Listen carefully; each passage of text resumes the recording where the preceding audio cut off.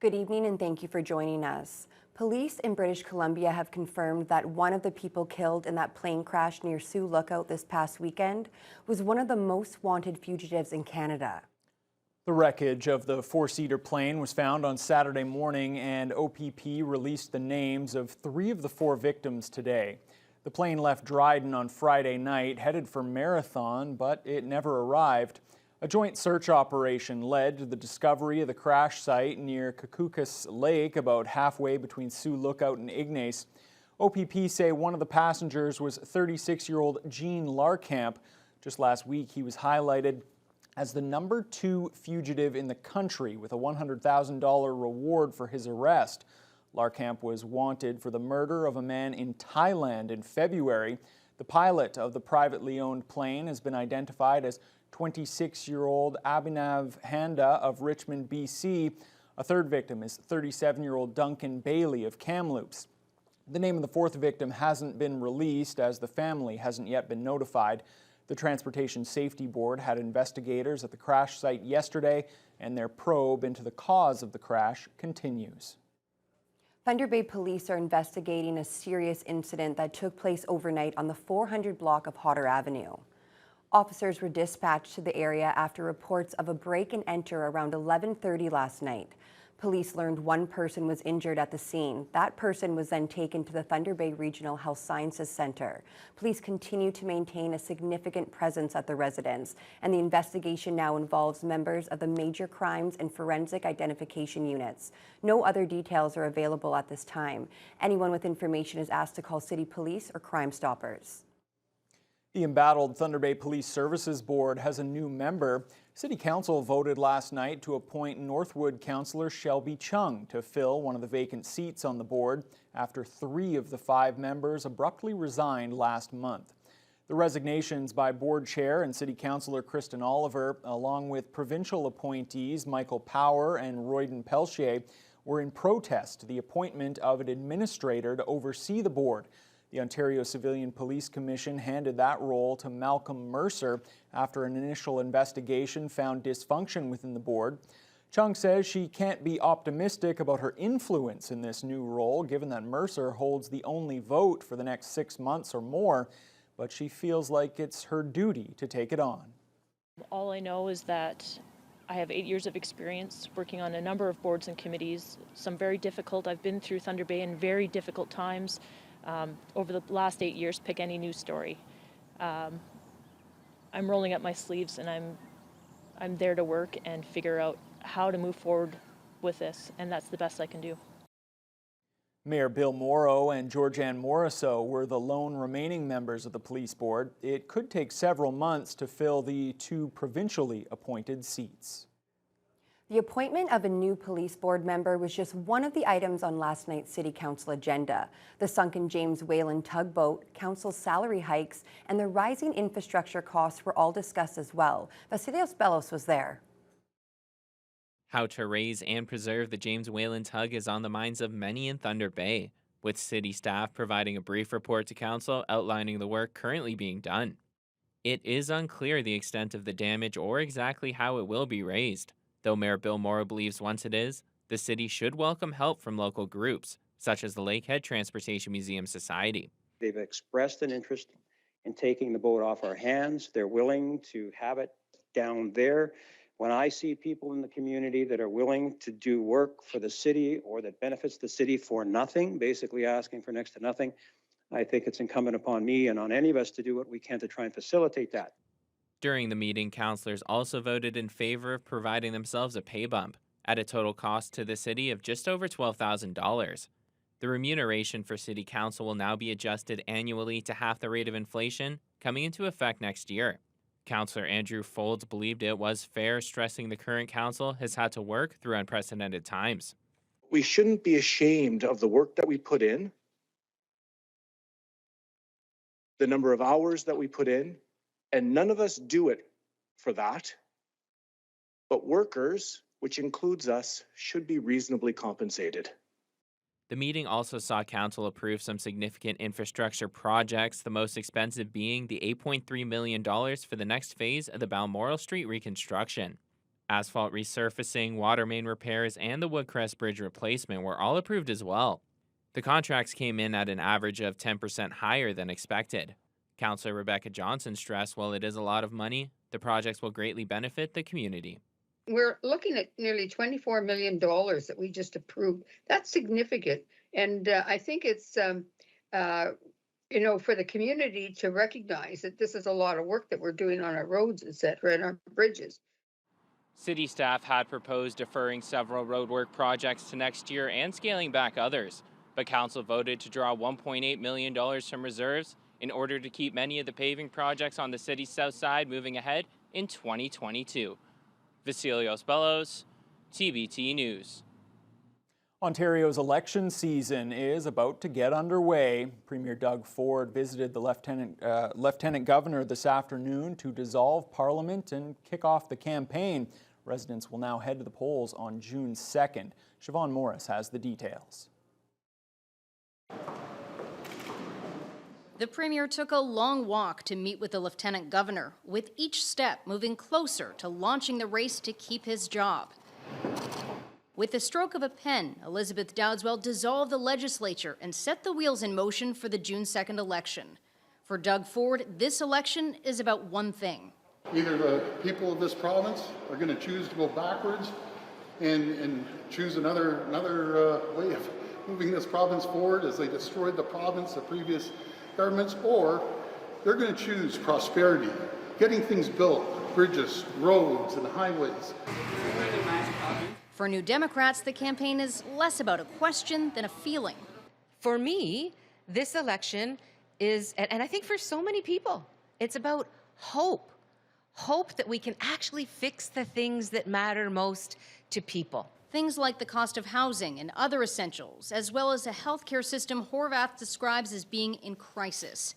In the first hours of the campaign, Horwath will roll to ridings her party doesn't already hold. The party's message to would-be voters: this time, the best chance you have, the best shot at defeating Doug Ford is by voting NDP. While the Liberals are trying to put space between themselves and New Democrats, people respond favorably to our plan and to the dynamic new candidates who are running with me. They too have made the PC's enemy number one.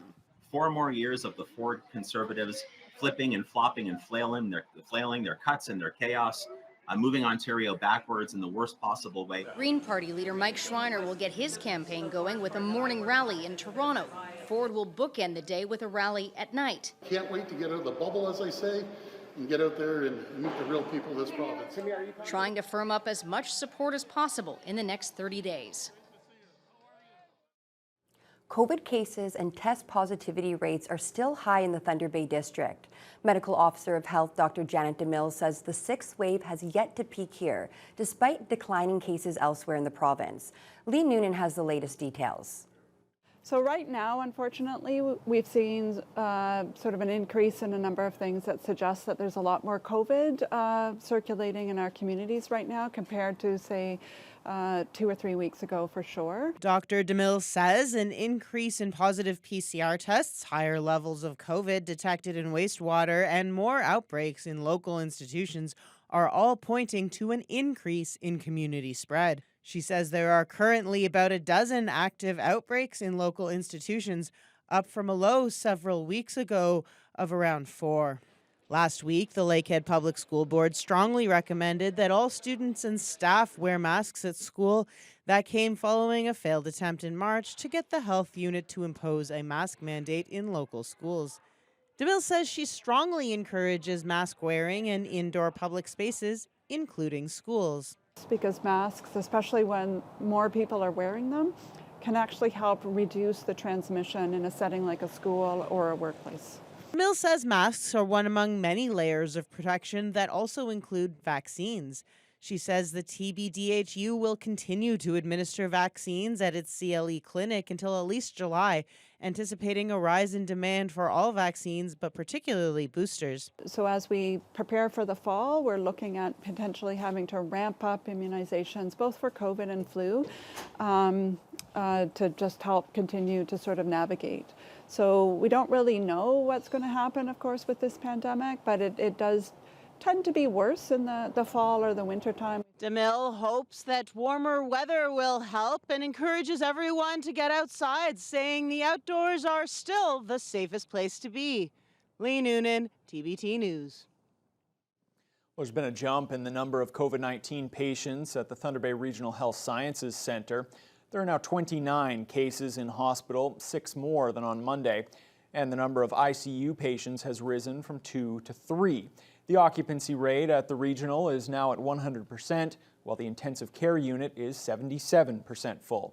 For the first time in a month, vaccination numbers were down across the Thunder Bay District last week. Nearly 2,700 shots were administered, about 200 less than the week before. According to the Ministry of Health, 86% of people 5 and up have now received at least 2 doses. Nearly 58% of those 12 and up have gotten at least 3 shots, and 19.5% of people 60 and older have had 4 doses of the vaccine. Local members of the International Union of Operating Engineers are on the picket line after workers across Ontario began strike action yesterday. The stoppage affects crane and heavy equipment operators and other skilled workers represented under the union's provincial collective agreement. The picketers gathered at Home Hardware on Memorial earlier today, where a construction project on the property is affected by the strike.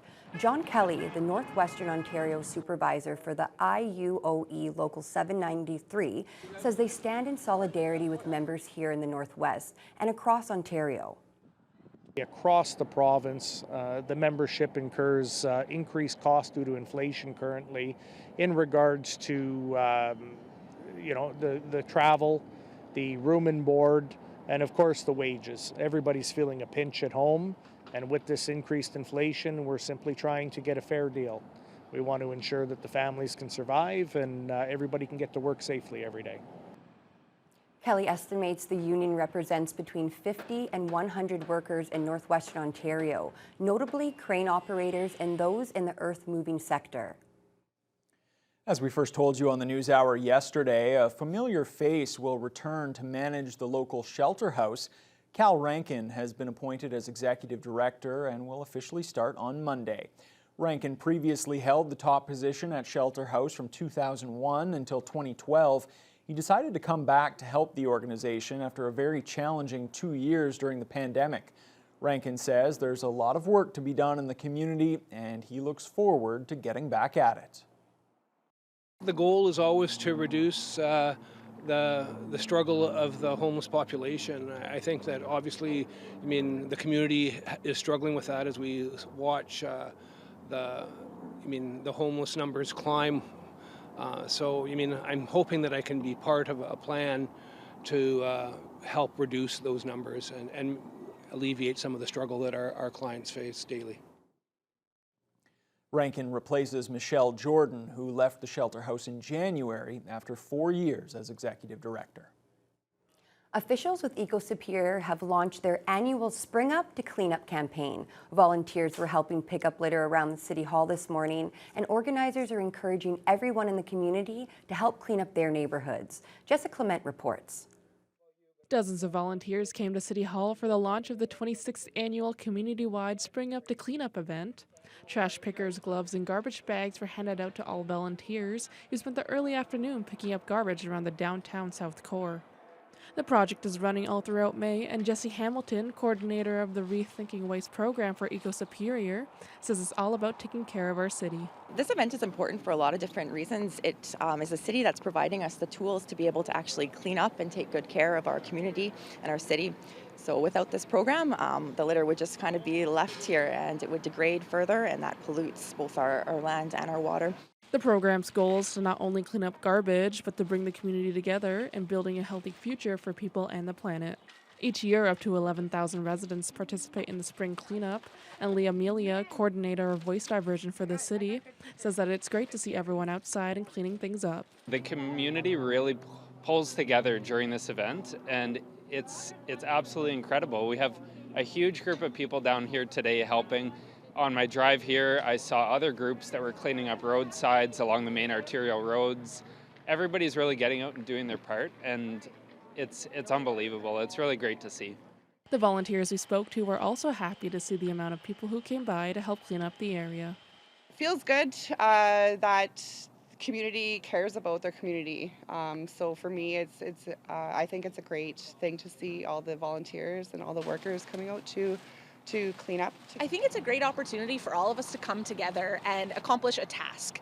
And not only is it improving the beauty of our city, it's improving our waterways by ensuring that we have less trash entering beautiful Lake Superior, and it offers an opportunity for all of us to come together and share our love for this beautiful place that we call home.